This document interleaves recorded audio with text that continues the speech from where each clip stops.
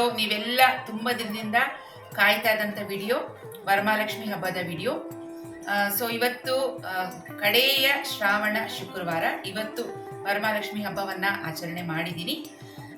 ಬನ್ನಿ ಇವತ್ತು ಯಾವ್ಯಾವ ಥರ ಅಡುಗೆ ಮಾಡಿದ್ದೀನಿ, ಹಾಗೆಯೇ ಹೇಗೆಲ್ಲ ನಾನು ವರಮಹಾಲಕ್ಷ್ಮಿ ಹಬ್ಬವನ್ನು ಆಚರಣೆ ಮಾಡಿದೆ, ಹೇಗೆಲ್ಲ ಲಕ್ಷ್ಮಿಗೆ ಪೂಜೆ ಮಾಡಿದೆ ಅಂತ ಈ ವಿಡಿಯೋದಲ್ಲಿ ನಿಮಗೆ ತೋರಿಸ್ತೀನಿ. ವರಮಹಾಲಕ್ಷ್ಮಿ ಪೂಜೆ ಮಾಡೋದಕ್ಕೆ ಯಾವ್ಯಾವ ಥರ ನಾನು ಸಿದ್ಧತೆಗಳನ್ನು ಮಾಡ್ಕೊಂಡಿದ್ದೀನಿ, ಹಾಗೆ ಏನೇನು ಶಾಪಿಂಗ್ ಮಾಡಿದ್ದೀನಿ ಅಂತ ಈಗಾಗಲೇ ನಿಮಗೆ ನನ್ನ ಲಾಸ್ಟ್ ವಿಡಿಯೋದಲ್ಲಿ ಶೇರ್ ಮಾಡ್ಕೊಂಡಿದ್ದೀನಿ. ಯಾರಾದರೂ ಆ ವಿಡಿಯೋ ಮಿಸ್ ಮಾಡ್ಕೊಂಡಿದ್ರೆ ನೋಡೋದಕ್ಕೆ ಮೇಲೆ ಐಕಾರ್ಡ್ನಲ್ಲಿ ಲಿಂಕ್ ಬರ್ತಿದೆ, ಅದನ್ನು ಕ್ಲಿಕ್ ಮಾಡಿಕೊಂಡ್ರೆ ಡೈರೆಕ್ಟ್ ಆ ವಿಡಿಯೋಗೆ ಹೋಗ್ಬೋದು. ಲಕ್ಷ್ಮೀ ಕಲಶವನ್ನು ಇಟ್ಕೊಳ್ಳೋಕ್ಕೆ ಮೊದಲು ಒಂದು ಮಣೆಯನ್ನು ಹಾಕಿ ಸಿದ್ಧತೆ ಮಾಡ್ಕೊಂಡಿದ್ದೀನಿ. ಅದ್ರ ಮೇಲೆ ಅಕ್ಕಿ ಹಿಟ್ಟನ್ನು ಬಳಸ್ಕೊಂಡು ರಂಗೋಲಿಯನ್ನು ಹಾಕೋತಾ ಇದ್ದೀನಿ.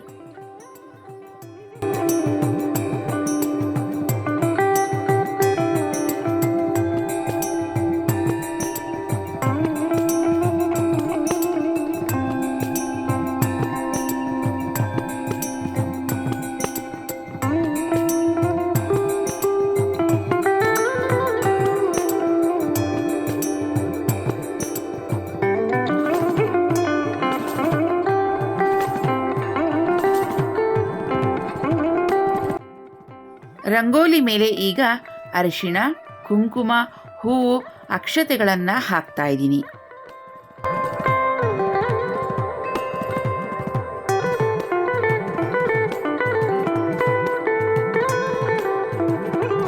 ಒಂದು ತಟ್ಟೆಯಲ್ಲಿ 1/4 ಸೇರಷ್ಟು ಅಕ್ಕಿಯನ್ನು ತಗೊಂಡಿದ್ದೀನಿ. ಕಲಶದ ಕಂಠಕ್ಕೆ ಅರಿಶಿಣದ ಕೊಂಬನ್ನು ಕಟ್ಕೋತಾ ಇದ್ದೀನಿ. ಇದು ಮಾಂಗಲ್ಯ ಸ್ವರೂಪ. ಕಲಶದ ಬಿಂದಿಗೆ ಒಳಗೆ ಈಗ ಮಂಗಳ ದ್ರವ್ಯಗಳನ್ನು ಹಾಕ್ಕೊಳ್ಳೋಣ. ಅರಿಶಿಣ, ಕುಂಕುಮ, ಹೂವು, ಒಂದು ಬೆಳ್ಳಿ ನಾಣ್ಯ ಅಥವಾ ನಾಣ್ಯ, ಹಾಗೆಯೇ ಸ್ವಲ್ಪ ಪಚ್ಕರ್ಪೂರ,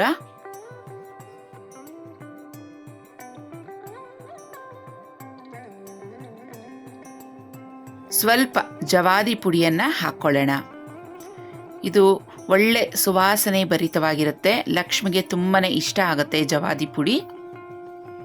ಈಗ ಕಳಸದ ಬಿಂದಿಗೆಯನ್ನು ಅಕ್ಕಿ ಮೇಲೆ ಇಟ್ಟು ಸ್ಥಾಪಿಸ್ಕೊತಾ ಇದ್ದೀನಿ.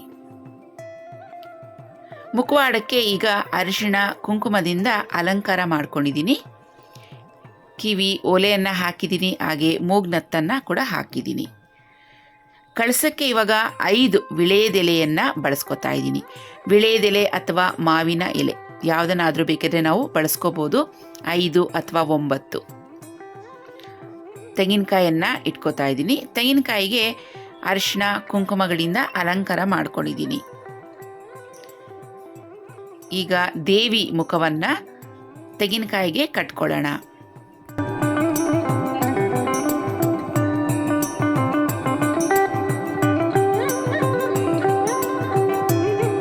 ದೇವಿಗೆ ಈಗ ಆಭರಣಗಳನ್ನು ತೊಡಗಿಸ್ತಾ ಇದ್ದೀನಿ.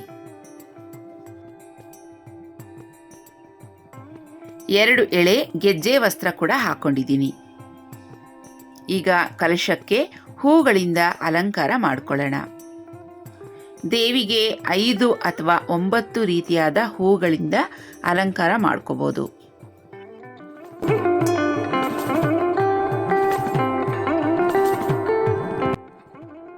ಈಗ ಉರುಳಿ ಪಾಟ್ಗೆ ಹೂಗಳನ್ನು ಹಾಕಿ ಡೆಕೋರೇಷನ್ ಮಾಡ್ಕೋತಾ ಇದ್ದೀನಿ. ಉರುಳಿ ಪಾಟನ್ನು ಸಾಮಾನ್ಯವಾಗಿ ಮನೆಯ ಎಂಟ್ರೆನ್ಸಲ್ಲಿ ಇಟ್ಕೋಬೋದು, ಇಲ್ಲಾಂದರೆ ದೇವ್ ಮೂಲೆಯಲ್ಲೂ ಸಹ ಇಟ್ಕೋಬೋದು. ಉರುಳಿ ಪಾಟ್ ಮನೆಯಲ್ಲಿ ಇಡೋದ್ರಿಂದ ಒಂದು ಒಳ್ಳೆ ಪಾಸಿಟಿವ್ ವೈಬ್ರೇಷನನ್ನು ಮನೆಯಲ್ಲಿ ಕ್ರಿಯೇಟ್ ಮಾಡುತ್ತೆ. ಹಾಗೆಯೇ ಇದು ವಾಸ್ತು ಪ್ರಕಾರ ಇಡೋದ್ರಿಂದ ತುಂಬಾ ಒಳ್ಳೆಯದು ಮನೆಗೆ. ಉರುಳಿ ಪಾಟನ್ನು ಆದಷ್ಟು ನಾರ್ತ್ ಈಸ್ಟ್ ಕಾರ್ನರಲ್ಲಿ ಇಟ್ಟರೆ ತುಂಬಾ ಒಳ್ಳೆಯದು. ಅಂದರೆ ದೇವ್ ಮೂಲೆ ಬರುತ್ತಲ್ವಾ, ಆ ಮೂಲೆಯಲ್ಲಿ ಯಾವಾಗಲೂ ನೀರು ಹರಿತಾ ಇರಬೇಕು. ನಾರ್ತ್ ಈಸ್ಟ್ ಕಾರ್ನರಲ್ಲಿ ಫಿಶ್ ಟ್ಯಾಂಕ್ ಇಡ್ಬೋದು, ಇಲ್ಲಾಂದರೆ ವಾಟರ್ ಟ್ಯಾಂಕ್, ವಾಟರ್ ಸಂಪ್ ಇವೆಲ್ಲ ಕೂಡ ಇಡ್ಬೋದು. ಇವೆಲ್ಲ ಇಡೋದಕ್ಕೆ ಫೆಸಿಲಿಟಿ ಇಲ್ಲ ಅಂದರೆ ನಾವು ಉರುಳಿ ಪಾಟನ್ನು ಇಟ್ಕೋಬೋದು. ಇವತ್ತು ವರಮಹಾಲಕ್ಷ್ಮಿ ವ್ರತಕ್ಕೆ 9 ರೀತಿಯಾದ ಪ್ರಸಾದಗಳನ್ನು ಮಾಡಿದ್ದೀನಿ. ಈ ವರ್ಷ ಹೋಳಿಗೆ ಮಾಡೋದಕ್ಕಾಗಲಿಲ್ಲ.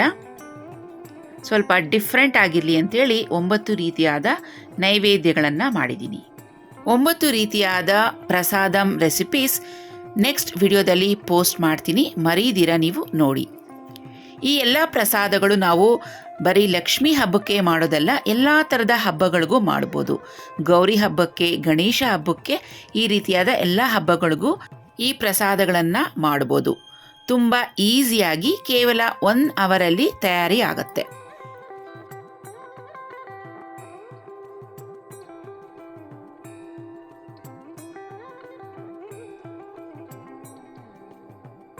ಪ್ರಸಾದಗಳಲ್ಲಿ ತುಂಬ ಇಷ್ಟವಾದ ಪ್ರಸಾದ ಅಂತ ಹೇಳಿದ್ರೆ ಬೆಲ್ಲದಲ್ಲಿ ತಯಾರಿಯಾದಂಥ ಪ್ರಸಾದ ಲಕ್ಷ್ಮಿಗೆ ತುಂಬ ಪ್ರಿಯವಾದದ್ದು. ಆದ್ದರಿಂದ ಬೆಲ್ಲದ ಪಾನಕ ಮಾಡಿದ್ದೀನಿ. ಮೊಸರನ್ನ, ಪುಳಿಯೋಗರೆ, ಬಾಳೆಹಣ್ಣಿನ ರಸಾಯನ, ಹೆಸರುಬೇಳೆ ಕೋಸಂಬರಿ, ಹೆಸರು ಕಾಳಿನ ಪಲ್ಯ ಅಥವಾ ಉಸ್ಲಿ ಅಂತ ಹೇಳ್ಬೋದು, ನಿಂಬೆ ಹಣ್ಣಿನ ಚಿತ್ರಾನ್ನ,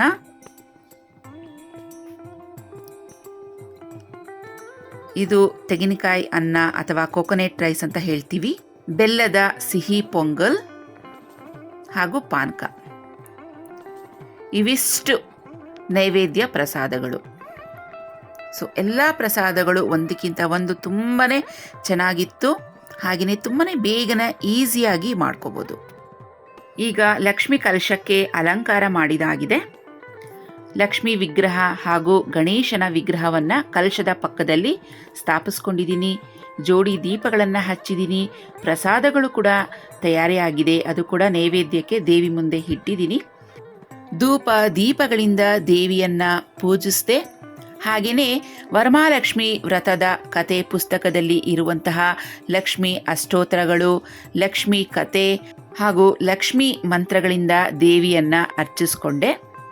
ಈಗ ತೆಂಗಿನಕಾಯನ್ನು ಒಡೆದಿದ್ದೀನಿ. ಮಹಾಮಂಗಳಾರತಿಯನ್ನು ಮಾಡ್ತಾ ಇದ್ದೀನಿ.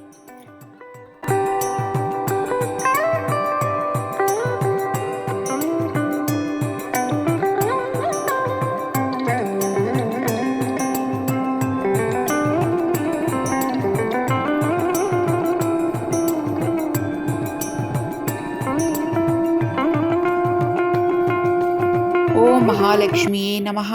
ಪೂಜ್ಯಂ ಕರಿಷ್ಯೆ ಸಮರ್ಪಯಾಮಿ. ಓಂ ಮಹಾಲಕ್ಷ್ಮಿಯೇ ನಮಃ. ಧೂಪಂ ದೀಪಂ ಸಮರ್ಪಯಾಮಿ. ಓಂ ಮಹಾಲಕ್ಷ್ಮಿಯೇ ನಮಃ. ಮಹಾಮಂಗಳಾರತಿ ಸಮರ್ಪಯಾಮಿ. ಓಂ ಮಹಾಲಕ್ಷ್ಮಿಯೇ ನಮಃ. ನೈವೇದ್ಯಂ ಸಮರ್ಪಯಾಮಿ.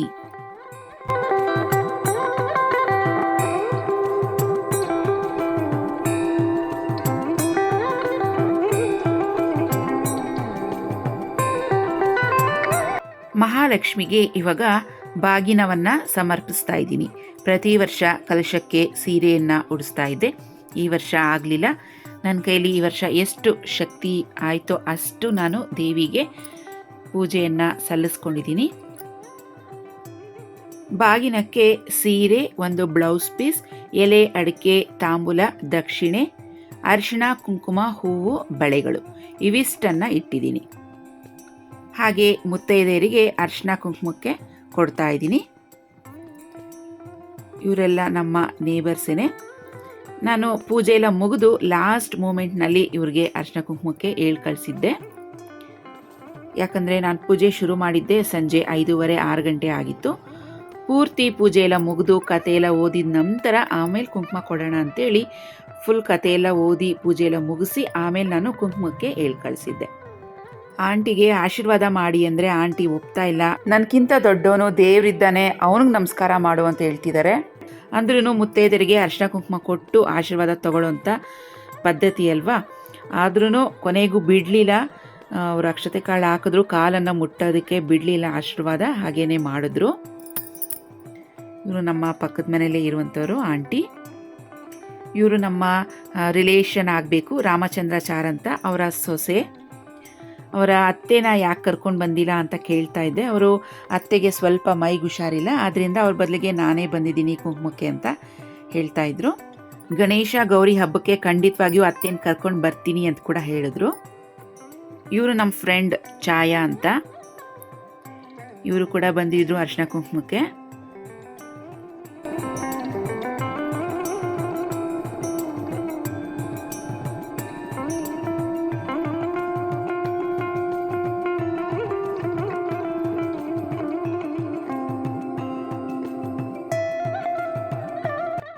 ಅರಿಶಿಣ ಕುಂಕುಮ ಕೊಟ್ಟು ಆಶೀರ್ವಾದ ಮಾಡಮ್ಮ ಅಂದರೆ, ಇಲ್ಲ ನಾವೆಲ್ಲ ಒಂದೇ ಏಜ್ನವರು, ನಾವೆಲ್ಲ ಫ್ರೆಂಡ್ಸ್, ಆಶೀರ್ವಾದ ಮಾಡಬಾರ್ದು ಅಂತ ಇವರು ಕೂಡ ಆಶೀರ್ವಾದ ಮಾಡೋದಕ್ಕೆ ಇದು ಮಾಡಿದ್ರು. ಯಾಕಂದರೆ ನಾವೆಲ್ಲ ಒಂದೇ ಏಜ್ನವರಲ್ವ, ತುಂಬ ವರ್ಷಗಳಿಂದ ಒಂದೇ ರೋಡ್ನಲ್ಲೇ ಇದ್ದೀವಿ, ನಾವೆಲ್ಲ ಫ್ರೆಂಡ್ಸ್ ಅಲ್ವಾ, ಹಾಗಾಗಿ ಬೇಡ ಆಶೀರ್ವಾದ ಮಾಡೋದು, ದೇವ್ರ ಹತ್ರನೇ ಆಶೀರ್ವಾದ ತಗೋ ಅಂತ ಹೇಳ್ತಾಯಿದ್ರು. ನಾವಿಬ್ಬರು ಈ ಥರ ಮಾಡ್ತಿದ್ರೆ ನಮ್ಮ ಝೂಬಿ ನಾವೇನೋ ಜಗಳ ಮಾಡ್ತಿದ್ದೀವಿ ಅಂತ ಅದು ಬೊಗಳೋದಕ್ಕೆ ಸ್ಟಾರ್ಟ್ ಮಾಡಿಬಿಡ್ತು. ಇವರು ನಮ್ಮ ಸಿಸ್ಟರ್, ಒಬ್ಬಳೇ ತಂಗಿ ನನಗೆ. ಆಫೀಸಿಂದ ಹೀಗೆ ಡೈರೆಕ್ಟಾಗಿ ಬಂದಿದ್ದರು ಕುಂಕುಮ ಇಟ್ಕೊಳ್ಳೋಕ್ಕೆ. ಸೊ ಹಾಗಾಗಿ ಇವ್ರಿಗೆಲ್ಲ ದಿಢೀರಾಗಿ ಫೋನ್ ಮಾಡಿ ಕರೆದಿದ್ದಲ್ವ, ಇವರೆಲ್ಲ ಹಾಗೆಯೇ ಡ್ರೆಸ್ನಲ್ಲಿ ಹೇಗಿದ್ರು ಹಾಗೆಯೇ ಬಂದಿದ್ದರು ಕುಂಕುಮಕ್ಕೆ. ನನಗೆ ಆಶೀರ್ವಾದ ಮಾಡಮ್ಮ ಅಂತ ಹೇಳಿದ್ರೆ, ಬೇಡ ನೀನು ಆಶೀರ್ವಾದ ಮಾಡಕ್ಕ, ನಾನು ನಿನ್ಕಿಂತ ಚಿಕ್ಕವಳು, ನನಗೆ ಇನ್ನೂ ಒಳ್ಳೇದಾಗಲಿ ಅಂತ ನೀನು ಆಶೀರ್ವಾದ ಮಾಡು ಅಂತೇಳಿ ಅವಳು ನನ್ನ ಹತ್ರನೇ ಆಶೀರ್ವಾದ ತಗೊಂಡ್ಳು. ಸೊ ನಾನು ಕೂಡ ಎಲ್ಲ ಒಳ್ಳೆಯದಾಗಲಿ ಅಂತೇಳಿ ಆಶೀರ್ವಾದ ಮಾಡಿದೆ.